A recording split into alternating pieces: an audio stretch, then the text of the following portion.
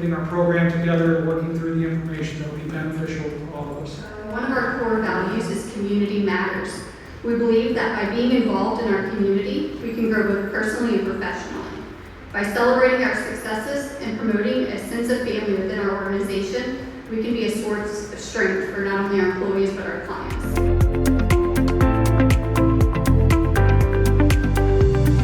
I'm here to represent my father-in-law, Barney Barnett, my husband, Wesley Barnett, and my brother-in-law, Nick Barnett, and his wife, Ashley Barnett. Thank you so much. This is truly a humbling experience and an honor for our family. I was trying to think of some just thoughts that maybe trickled down from the 10 years that I've been a part of this family. And the one thing that came to mind is that it only takes a few mustard seeds to move mountains. That's what God said. A few mustard seeds of faith to move mountains.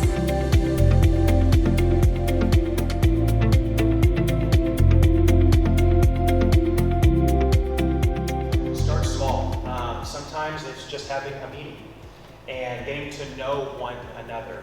Think of it like a first date. On the first date, you're not going to ask the person who you met off of TikTok. I don't know, dating apps. So. But you wouldn't ask your first date, hey, do you want to get married tomorrow? So start small. What are some of the questions you want an organization to ask you while you're sitting with them? I think you need to do your homework first. I would say probably one of the most hurtful things I've heard as an individual philanthropist was in somebody who did not do their homework. And this happens a lot to me as a female philanthropist. The person was in front of me, they didn't do their homework, and they had asked me to invest $5,000 a month over 5 years in something that was going to happen in the community.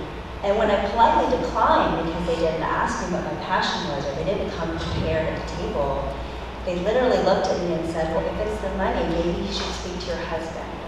I would say an email is great, but a precise email of like a call to action. So nothing is worse than someone's like, I'd love to meet up, let me know available times. I'm like, no, you let me know available times and I'll let you know if I'm available for those times. So the call to action, what you want to do, and when you want to do it.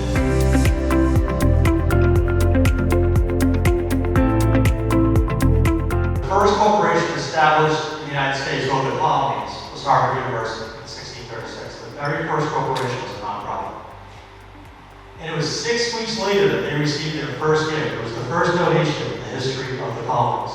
It was 400 pounds, which is the equivalent of about $100,000 today, $102,000. So very quickly, this country, before we were even a country, realized that we were going to have to help each other.